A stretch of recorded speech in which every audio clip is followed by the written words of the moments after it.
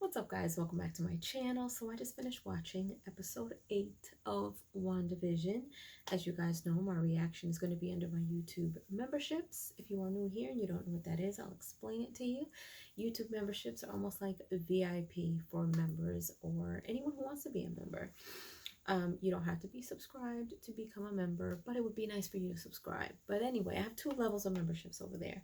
Level 1 is for $2.99, and you're going to get priority replies from me, special polls, and live streams.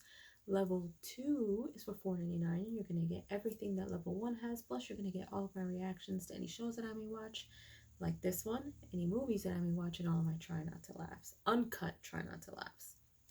So go over there, check that out. It's actually not a bad deal every month, and it shows me that you guys are really, here for me. So this was wild. So in the last episode, we found out that Agatha was a witch.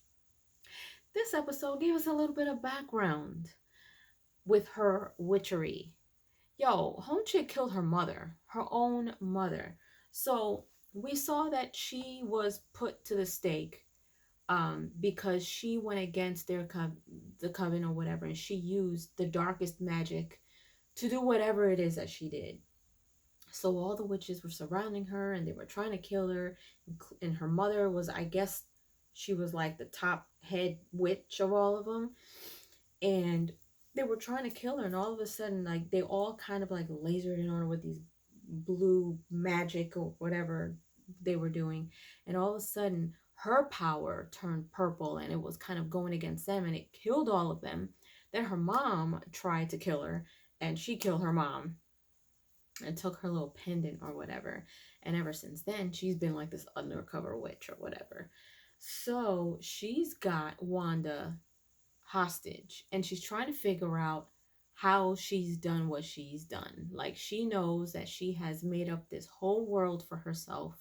So she's taking her through all of these memories, and we start to kind of see Wanda's background. And this was wild. So we see where the whole sitcom thing came in. So when she was younger, her parents, her brother, they were in some type of, I forgot how she referenced it. It wasn't like a, they were in their home.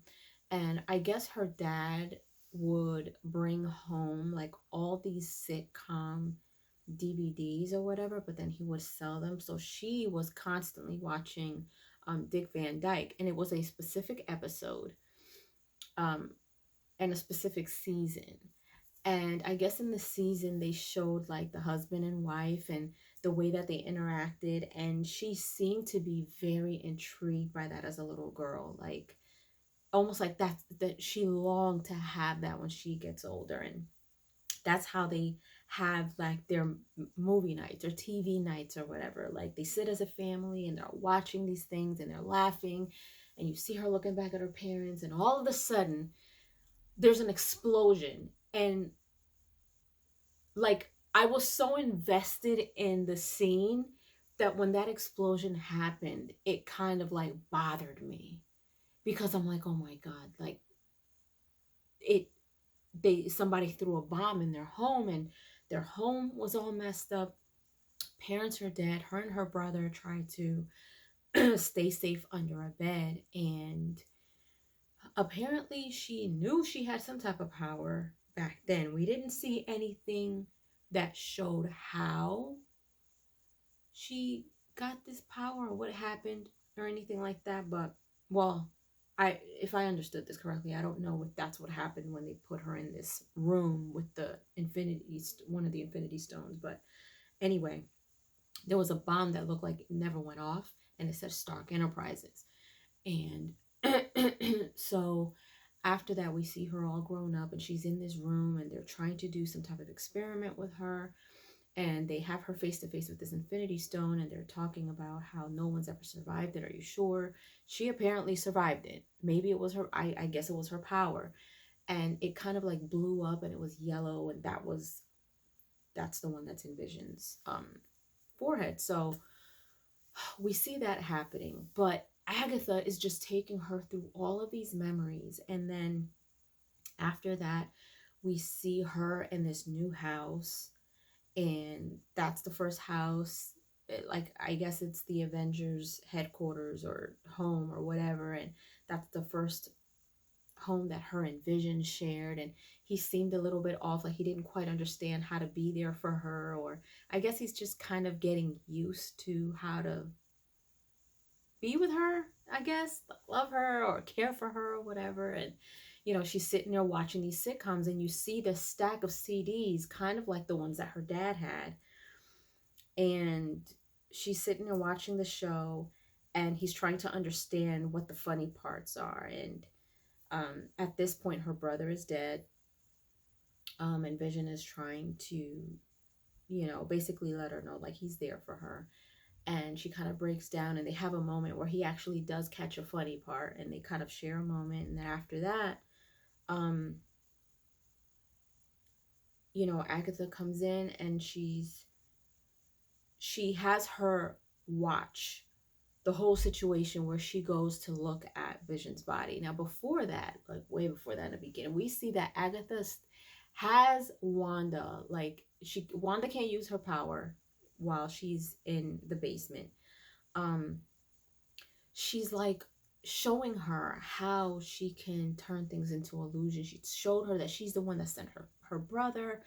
She's playing around with this bug and throws it, like has it fly to her face, and that just kind of grossed me out. Then she turned it into a bird. Then she's got the bird in her hand, and at one point she's explaining something, and then she throws it to the rabbit, like literally in the rabbit's mouth, and the rabbit ate the bird. And I was like, oh my gosh, I know she didn't just do that. Like, she's nuts, and she's really trying to get into her head to try to figure out how she got to where she is now, where she just has like this whole world.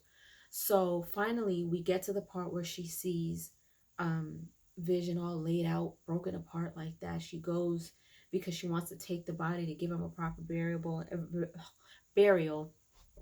And the guys at the sword building has his body, and she's looking down because the big guy, I forgot his name, he's full of vibranium, so he doesn't want to let that go. Millions of dollars worth of vibranium. So he thought that Wanda wanted to bring him back to life. She's like, that's not what I'm here for. I guess she's kind of like thinking all these things along. So she's like watching them, and all of a sudden she breaks the glass. She goes down, and she's looking at him, and she starts crying, and she's just like, I can't feel you. That grabbed at my heart. I was like, oh my gosh, that is so sad. Like, she just kept saying, I can't feel you. And then she just walked off. She got in a car, and there's an envelope on her seat, which we later see that's a deed to, I guess, a house that they were supposed to get, because when she opens it, there's a heart, and in the middle it says, where we will grow old. And that was so sad, because that was their plan, and now he's not there. He's dead, and she's in the middle of the foundation, I guess, of the home that was supposed to be theirs. And that's when she bursts into, her powers go off, and she's losing it. Like, she's absolutely losing it, and everything starts to change. And we see that the house is starting to kind of be built up in the midst of her releasing all of her power and her emotions and stuff. And then the town starts to change. And when she first started to drive back from, the sword company or whatever, everyone kind of looked miserable. It looked like a rundown town. Like, it was weird.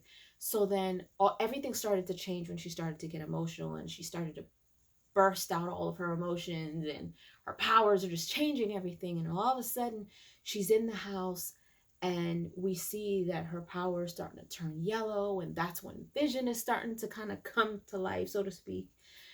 And you see her looking at him in a sitcom-ish vision while she's looking still in her true self, but then he's looking at her in the whole sitcom-ish vision type of thing. And then that's how they kind of turn into this thing. And so She snaps out of that when she hears her kids. Her kids are outside, and Agatha is floating up in the air, has got these power ropes or whatever around her necks. And that's when she tells her, like, oh, your kids and this life that you just made for yourself, type of thing. And she was like, you know, you're supposed to be this powerful thing that doesn't exist, but this is makes you a Scarlet Witch. And that's how it ends. And I'm just like, I'm completely like blown away.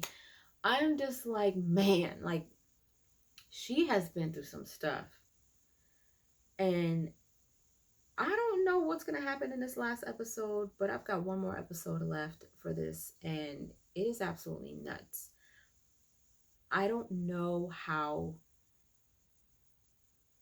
It's like if she made up everything else, I can only assume her kids aren't real. I mean, obviously.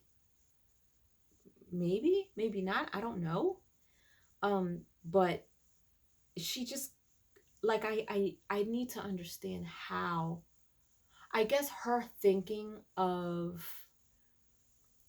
what should have been with Vision kind of made all of this, but I still don't understand why she put this energy field or this barrier in this town. Like, I don't understand that. Maybe we'll get into that in the next episode.